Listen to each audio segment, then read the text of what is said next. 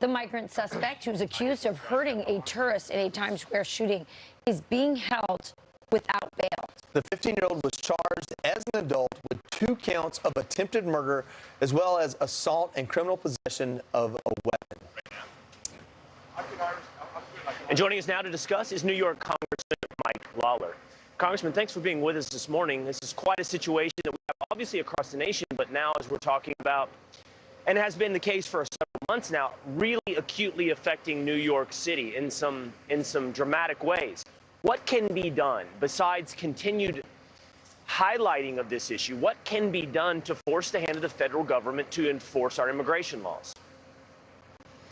Well, you have 2 problems here. Number one, the failure of the Biden administration to enforce the law, to secure our border. Since Joe Biden took office, nearly 10 million migrants have crossed our southern border, most of them illegally, 90% of them being released into the country. It's an abomination.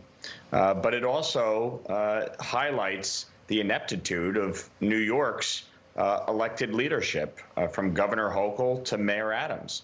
The fact is that when you see law enforcement officers being beat up, when you see shots fired indiscriminately in Times Square and across New York City by illegal immigrants, you see the absurdity of the sanctuary city policies, the right to shelter policies, where billions of taxpayer money are being used to house illegal immigrants across New York City.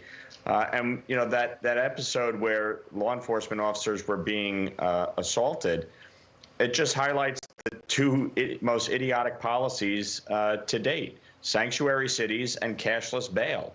The fact that you had people being released after being assaulting police officers and then fleeing New York. I mean, you have to change the policies if you're going to get this crisis under control.